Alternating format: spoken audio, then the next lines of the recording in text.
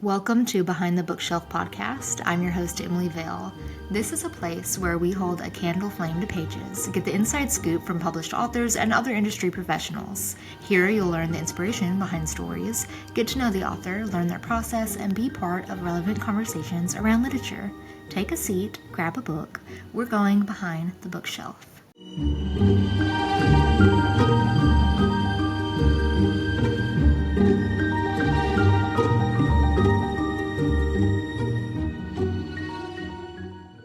Hi, Mackenzie. Thank you for joining Behind the Bookshelf today. I'm excited to get to talk to you. Yes, thank you. I'm so excited too. Yeah, I've been following you on TikTok for a little while, and we've exchanged a little bit. So I feel like I already know you a little bit, but Yeah.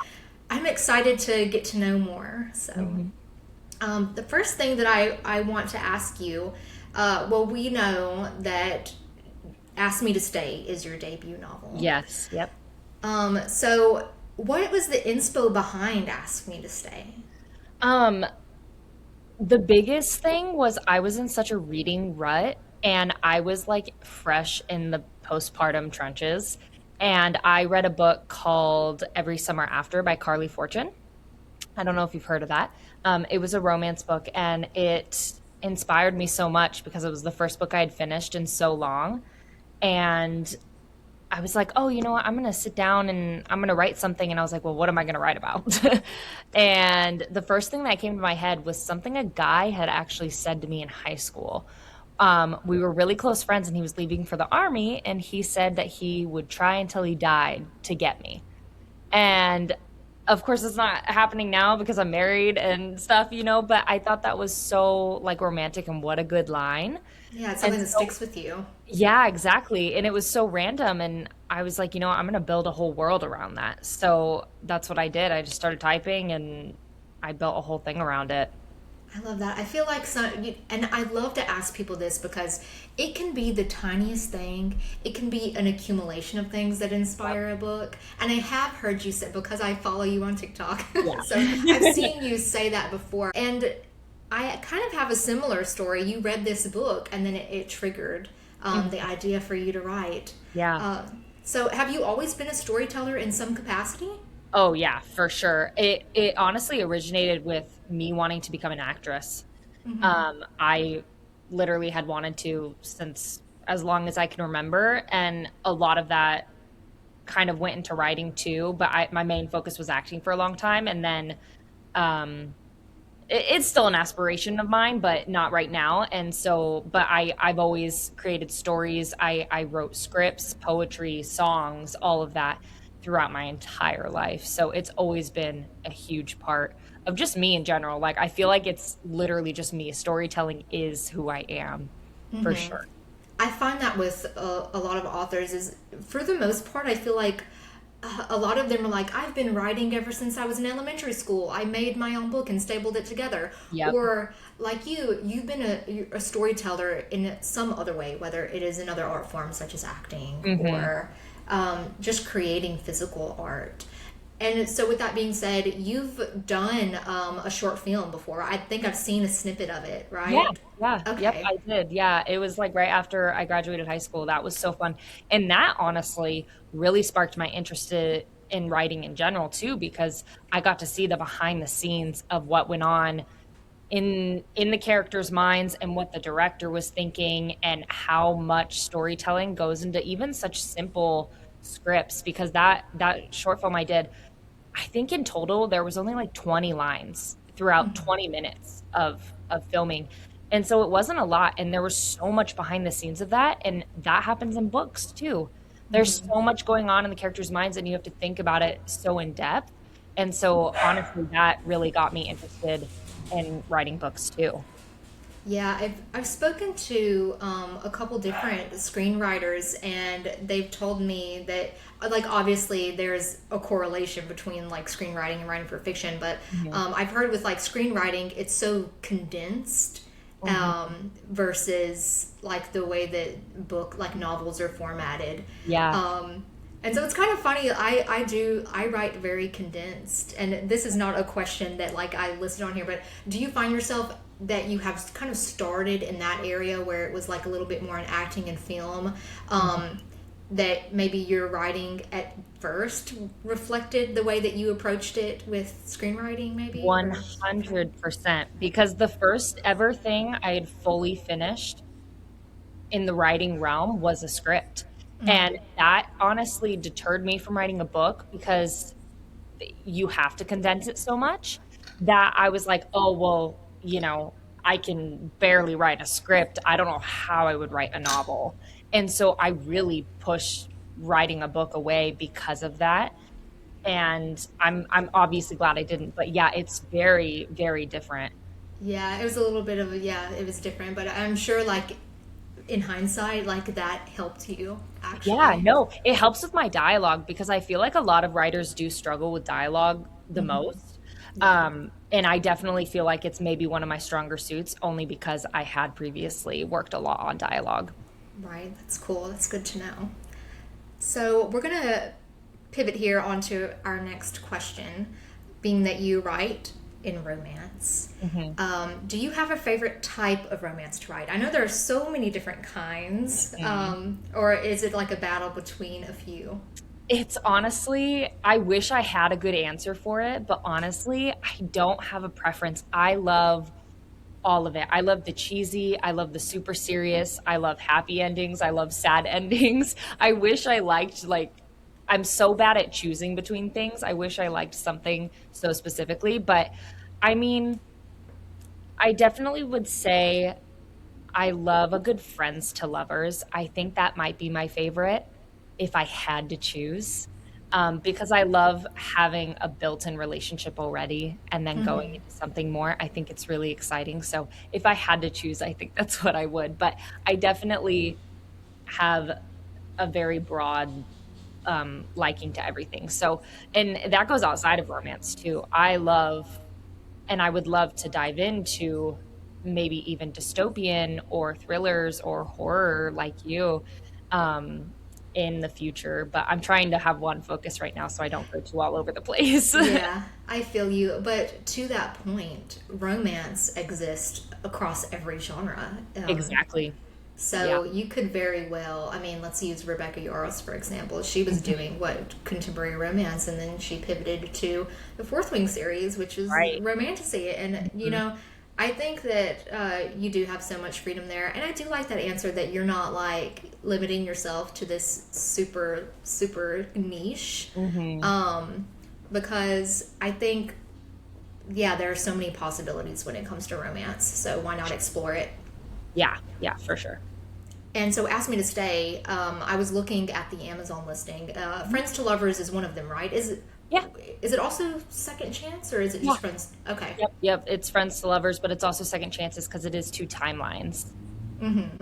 Does the aspect that the love interest, the male main character, is leaving the army, does that like play a role in the timeline? Like, is it like is part Yeah. of his time in service? Yep, Okay. yep. Yeah, so they kind of break things off because he leaves for boot camp. And then I think it's 6 years, I believe. 6 years of that 10 years he's enlisted. So Okay. I don't think that's what drew a lot of my readers in. I think I think some people might have even been surprised by it. And it definitely doesn't resonate through the whole novel. Like it's present, but it's not what the whole book is about. So I think Yeah. maybe that's why. It's just a catalyst, right? Yeah, Yeah. exactly. Yeah, yeah. Gotcha. Yeah, I think it's, similar to, I mean, I think I've told you before, that, like Nicholas Sparks, Hmm. your writing like reminded me of him. And there was one of the books, I can't remember which one, but it was like super popular. And it was the same thing. Like he was a Marine and it was the catalyst to their Yeah, amazing love story. yeah, And so, yeah, it wasn't necessarily directed at that type of audience, yeah. or nor was that like a focal point in the Hmm. story. Yeah, yeah. Well, that's the biggest compliment I could ever get because you should see my bookshelf. It's covered in Nicholas Yeah. Sparks. What is your favorite book by him? Probably, you know what, and people might not like this, but I'm very wishy-washy about his books. I think some of them are really good, and then I think some of them are not good at all. Yeah. Um, and so I always think about the movies in my head. And I'm like, no, get the movies out because I love the movies too. But I definitely would say I think The Longest Ride is probably my favorite. Have you heard of that one? I have. I Yeah. think I've maybe read about three of them, and it was so long ago. I was like 18, 19 years old when I was Yeah. reading them. So, caveating off of that, what was the last book that you read? It was The Fault in Our Stars by John Green. Really, an oldie. Yeah, you Yes, went. because I once again have been in a reading rut. I haven't been able to finish a full book since reading Every Summer After, the book that really inspired me to write mine. I've only been able to finish novellas, and I was like, I need something that'll give me my spark back into reading. And I was like, well, let me read something that got me into reading in general. So yeah, I pulled that one out and finished it in like 3 days. I've only watched the movie. But I've heard amazing things about him. Yeah, the what I love about it is they did the movie pretty much identical to the book. So they did a really great job at that. So if you liked the movie, you might like the book. It's very witty. It's a good read. It's good to know. So, I'm going to ask you a fun question. And I think that this is kind of like a little bit of insight into like who you are and a little bit about you. So, if you were a character in a romance novel and you had a meet cute, what would it be? Where would we find you bumping into your lover? Oh, that's a good one. Um, I feel like just with me and my love of coffee, I feel like it would be in a coffee shop. And maybe because I'm such a klutz, I would spill coffee on someone. No matter how cliche that is and how simple it is, I feel like that would be me in a book for sure, is being the But klutz. I mean, it's realistic, but it's also cute because if that happened in real life and you had that story to tell, I Yeah, mean, for that's the sure. cutest. Yeah, it really would be. Ho- Hopefully, it's an ice latte. Yeah, yeah, I know, right? So, I'm a coffee lover too. I was just over here sipping on it. What's your favorite coffee order? For sure, a vanilla latte. I'm so basic, but it's my go-to. Every place I go, I'm like, okay, gotta test out their vanilla latte. Yeah, I mean, it's a safe choice. And Yes, there's for sure. nothing wrong with safe choices. Yeah, right. So let's talk a little bit about your editing services. Yeah, And for people that don't know, like you helped me edit a little bit on She Feeds on Misery, which I'm yeah. so thankful for. And whilst seeing your feedback, I was thinking like you're really great at this. Oh, that's so nice. And then next thing I know, you're advertising some editing services. So tell us about that. Yeah, I just felt it in my heart. I was sitting and thinking I had an editor for Ask Me to Stay who was so lovely and was really reasonable with prices, especially for, self-published authors who, don't have thousands of dollars to spend on an editor. And I thought, what a wonderful thing to do. And I enjoyed working on your book so much and a few other people that I had helped out, some self-published authors, and I was like, you know what? I have so much time on my hands where I could help other people for a lower price and do something that I enjoy at the same time. So yeah, I decided I was like, let's see if people would be interested in that. And now I'm booked up till August, which is so awesome. And yeah, so I could do proofreading and line editing and developmental editing, and I don't have any set prices. I just kind of work with the author and what their price range is. So, That's amazing. Because, I mean, you said you felt it in your heart. And so it's your way of, you know, doing something with your time, but also doing it for the community, yeah, really. I feel yeah, there's a big sense of community in this yeah, venture. yeah, And I know, like, as a self-published author, investing in a like traditional type of editor, mhm, you're looking at $1,300, yeah, like kind of like roundabout average price, mhm, and you know that's not always realistic for everybody. yeah, So I know that some self-published authors in turn will edit it themselves or have a friend edit it. So to have someone like you who does have that knowledge and is an author themselves and you know kind of has a talent for it, um, That is really helpful. And the fact that you don't have like a set price list and you work with budgets. So, how would somebody get in contact with you if they were looking to sample and edit for you, or see how that would work? Yeah, I have a link in all the bios on my social medias that goes to my link tree, and it's right at the top. And you just send in a Google form for an inquiry, and then I reach back out to you typically same day, and then we can just discuss all of the information on the book. Cool. So, and I'm sure, like in your Google form, you have questions that would help determine. Yes. But do you edit all kinds of genres? Yeah, yeah, which is so exciting for me too, because also because I'm newer at this, I don't have as much experience um, as other editors. I kind of just wanted to do broader genres than just romance. And so, yeah, I'm working on a thriller. I'm working on a romantasy. I just finished another romantasy, which was so fun because I'd never worked on that before. I've never written it or anything like that. And then I'm also working on, oh gosh, what is it called? It's sort of like an autobiography. There's a word for it, but it's all based on letters. Like the entire, Yes. It starts with an E. It's like I think so. I know Eh, what you're talking about. Yeah, but I can't remember the name because I actually had never really heard of it. And then I was like, this is so interesting. And so I'm working with an author on that, which is really exciting. Um, I'm gonna have to look that up. I think it's called I like know. epistolary. Yeah, Yeah, something like, epistolary. yeah, yeah, yeah. So I'm really excited for that because as a writer too, it's going to help me so much learn more about writing in general. So yeah, I definitely I would say I would obviously prefer romance, but yeah, I definitely want to work on any type of genre. Cool.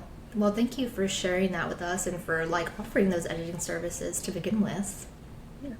So this is a question that I ask everybody because there is so much in the world that brings us down. So I want to know what is something that is bringing you joy right now. It could be anything. It could be the smallest thing. It could Mhm. be I would say the biggest thing, really basic, is just spending time with my daughter and my husband. We go on walks pretty much every day, and I love to do that.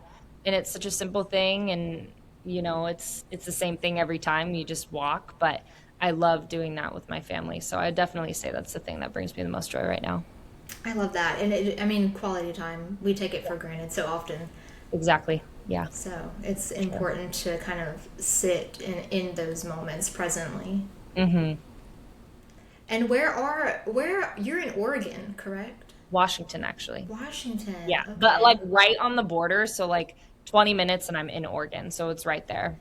Okay. I used to live in Washington for 3 years, Oh, really? Oh, wow. south of Tacoma. So like I don't know if Oh, you know okay. where Lacey, like Yeah. okay, Yep. yeah. Yeah. So we were there for a little bit. Oh, wow. I cried whenever we moved there because I was moving from Texas. I'm from the Oh, South. I was moving from Texas, and it's just like opposite side of the country. yeah. When Very I different. got there, no sunlight, Yeah. raining all the time. But then I loved it. It's such a beautiful state. Oh, yeah. Yeah. Yeah. Very different from Texas, but so, so beautiful. Yeah. Yeah. And do you find that the setting, and I mean, I feel like it does for most authors, but the setting in which you live, does that inspire the settings in which you write? Yeah, for sure. And I think that's one thing I do love about Washington is we get all the seasons here. So if I'm in a real summery mood for a book, that's what I'm writing about. And if I'm in a, more downcast feel, that's kind of definitely from my experiences, when it's raining, that's what I'm going to write about. Makes sense, because I Yeah. mean, you're consumed by it. So, Yeah, it's true. so let's talk about your next release. You've teased it on Yes. social media a little bit. How it was will never be again. Tell Mhm. us whatever you will, whatever you can. Yeah, I'm so bad at talking about my own books. I don't know if you're like this too. I'll sit here and I'm like, how do I explain it? Well, Um, here's the thing. I am in the shower and I like act like I am being interviewed, and I Yeah, memorize my elevator pitches. So, that's because I'm insane, no, but no. I should probably be doing that for reasons like this. Um, so this book follows two characters. It is dual POV, which is the first time I've written. So I write as a woman and a man, which I found super exciting. And basically, Quinn and Ren, those are the characters, their worlds kind of collide when they meet on a park bench. Both of their worlds are just kind of collapsing around them, and they start talking and decide to spend the day together. And this whole book is all 24 hours. So it is a novella, so it's shorter. It's only 120 pages, I believe. And so each chapter is an hour of the day, and they spend it together and kind of help each other deal with the chaos that's happening in their life. And we kind of just watch them basically fall in love in a day.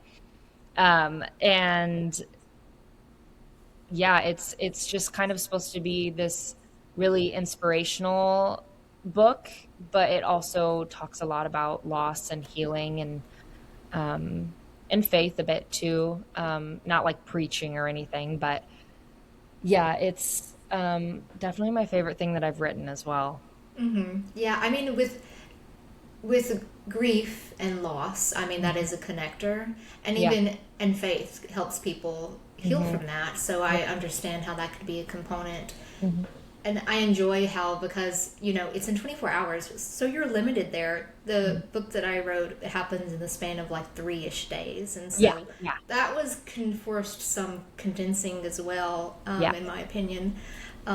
So let me ask about, there's a train ride, isn't there? Yes, there is. Yeah. Okay.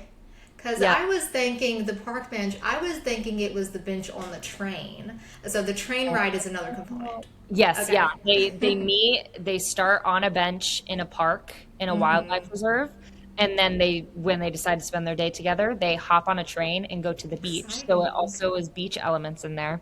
Yeah. And they actually get stuck there. They can't leave, so they have to stay overnight. And then by the end of the book, they're back at the bench where they first started. Oh, so a little adventure, a little Yeah, train ride little adventure. adventure for sure. Yeah. Love it. And so I like the names Quinn and Ren, and they're short. That's something that Yeah. I do in my novels. I like to keep the names short. Yeah. Is that something you find yourself doing? Yeah, yeah. And I find that like if I want a longer name too, I condense it to a small like a nickname. Nickname. Yeah, because I'm like, is it too much? Or sometimes it feels like hard to read or something. So yeah, I definitely like to keep them short too. And those are names that are not super common either. And so Mhm. something that I do is if I don't like the character, your name is Matt or your name is No, Ben. Like for real, for real. but like the special characters, you get a cool little like name Mhm. that's Yes, exactly. I'm the same way. You're like, okay, you're Megan, you're yeah. Sorry yeah. to all the Megans, Bens, and Matts. Yeah. You're not a bad person because of your name, Yep. but so that's funny. I noticed that. And I do. So Quinn is the male, Female. female, because those are both unisex names. So I Yeah, was yeah, curious. Okay, yeah. Quinn and Ren. Yep. Cool. And when is this set to release? June 18th. And why June 18th? Any particular reason? Couldn't tell you. No, I chose June because I just wanted it to be a like a spring into summer book, and I chose that like when I first started writing it, and then I just chose the 18th because it was in the middle of the month. Right. Yeah, Yeah. so So I know some people have like a lot, there's like a really good reason, and then other people are like, well, that's just the day that I picked. yeah, yeah, exactly. Yep. Yeah. So, is there anything else that you wanted to share today? Or does that kind of sum up how it was will never be again? Ask me to stay. Yeah, yeah. I guess I could add too. They're both clean books. So closed door, Ask Me to Stay is closed door, nothing too detailed, and then How It Was Will Never Be Again is completely clean. So I will say too, I had some people that reviewed my book and they called, asked me to stay a YA. And I was like, oh, that probably gets really confusing when books are clean. They Yeah, assume because that what it's are YA. the age ranges of the characters? Right, right. But because the age range is, yes, it's in high school, but because it's two timeline, they are adults for like more than half the book. It is considered just a contemporary. So I guess I could clear that up too, that it is a normal contemporary romance. And then I guess technically How It Was Will Never Be Again is like a new adult, but I would consider it contemporary as well. I am going to ask you one last question that I did not ask you on the predetermined list. Yes. Um, what is in the future for you? Do you see yourself? Are you going to continue just publishing? Do you see any more ventures? Yeah, I definitely think I'm on a road of just pounding out book after book right now. I have so many ideas. I do plan on expanding my family too, so who knows what'll happen with that. But I think big dreaming, I keep putting out books forever, and I would love to make them movies as well because I don't have like a lot of ends in that realm, but because I'm an actor, I feel like I see it so clearly in working on that. So I would love to have one of my books become a movie adaptation. Um, so that would be a big dream. But yeah, I definitely see my future just keep writing books, maybe even writing scripts, and hopefully some acting too in the future as well. Yeah, I believe you'll manifest it. I think if Yeah. anybody puts enough effort, time, and dedication into a singular goal, there's like Yep. no other opportunity or no other option than for it to happen. So, Exactly. And I say it all the time, even when I'm promoting stuff on TikTok, I'm like, if you keep going, eventually you'll see the reward. Like you just have to keep at it. Even if your first 10 books only get 20 sales, it's like if you keep going, eventually you'll get somewhere. So, exactly. yeah. Well, thank you for that. I think that's inspirational to some people to hear. Just like Yeah. keep going, and Yeah. it's a good reminder. Hmm. Well, thank you for joining me today. It was good to talk to you and get to know Mackenzie, the person, a little bit, as well as Mackenzie, the author. Thank you for listening to Behind the Bookshelf podcast today. If you want to keep up with Mackenzie, you can follow her on social media. Her user handle is Mackenzie Osborn Writes. Just a reminder, How It Was Will Never Be Again comes out June 18th. You can pre-order it now, and Ask Me to Stay is out on Amazon. Stay tuned. The next episode, I will be joined by my personal audiobook narrator for She Feeds on Misery, Arta Strayed, to talk all about her experience as an audiobook narrator. Thanks, and we'll see you next time.